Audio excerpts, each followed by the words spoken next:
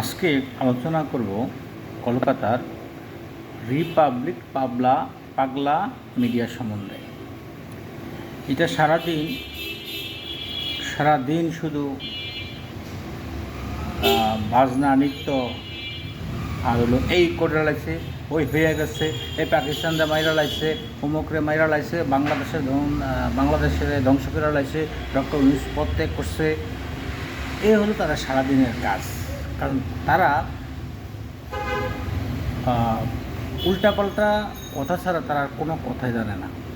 তাদের প্রত্যেকটা কথাই হলো মিথ্যা, প্রত্যেকটা সংবাদ হলো মিথ্যা, প্রত্যেকটা বিষয় হলো মিথ্যা। আর ওরা হলো বিজেপির এজেন্ট।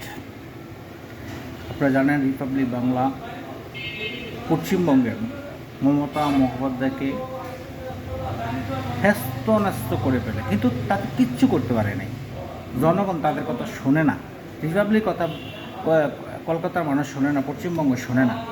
এগুলা সারাদিন চিল্লাইব, একটা পর একটা ময়ূর আছে আর একটা আরেকজন আছে, মানে তাদের কাজ হলো এই সাথে সাথে একটু বাদ্য বাজে, বাদ্যটা বাজলেই ওরা ঝাং করে ওঠে, হাই করছে, এই বাংলাদেশ তো শেষ, এই বাংলাদেশ তো মেরে লাইছে, এই বাংলাদেশ তো শেষ করে লাইছে, এই এই ইন্ডিয়া দখল করে লাইছে, এই ডক্টর ইউনূস পদত্যাগ করে লাইছে, অমুক করে লাইছে, এই করছে কী করছে, সারাদিন শুধু নাচে।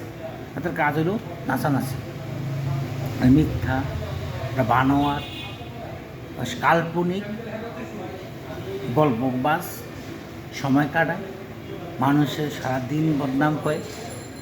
বিজেপির পাওয়াচেটে, বিজেপির এজেন্ট, এদের কথা কেউ শুনবেন না। এদের কথা যে শুনবেন সে লাভ নেই। কারণ তাদের সংবাদ শোনা কি জানেন, আগের দিনে মাছাসিরা কারেন্ট চলে গেলে গান গাইতো, গুনগুনে গান গাইতো। গুনগুনে যখন গান গাইতো তখন আশেপাশের মানুষগুলা খুব বিরক্ত বোধ করতো, কি গায়ে এটা বুঝি না।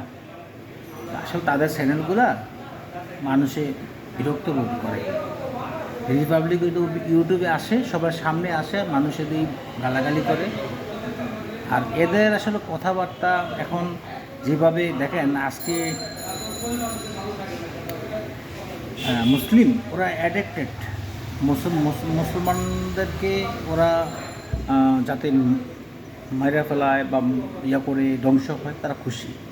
ওরা আসলে কিছুই জানে না। সংবাদ নামে কি জানে, নাটক করে, মঞ্চ নাটক, মহিলা কয়েকটা আইনা সাজায় সুজায় রাহে, আর কত করে খাম করে একটা বাজনা দেয়, বাজনা দেওয়ার পরে হলো কয় একটা ময়ূর পাগলা আছে, ও হারাদিন মিশা কথা কয়, আর হলো নৃত্য দেয়।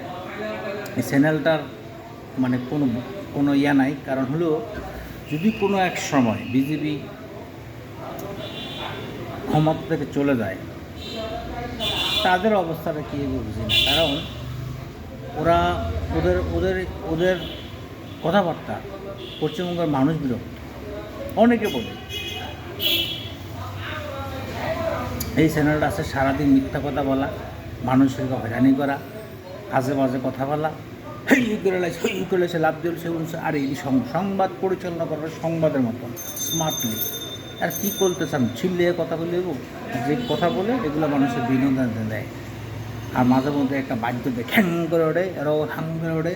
আর কিছু লোক আনে আইনা সারাদিন বক বক বক এই সব একসাথে আইনা যেটি আইনে পড়াইয়া রাখে যে এগুলো এসে কইবেন, ও সারাদিন আইয়া কট কট কট কট কট কট। শুধু তৃণমূল কংগ্রেসে যদি কেউ আনে তাহলে মনে করেন তারা শেষ পর্যন্ত ওদেরকে আর ডাকে, ওরা উচিত কথা বলে।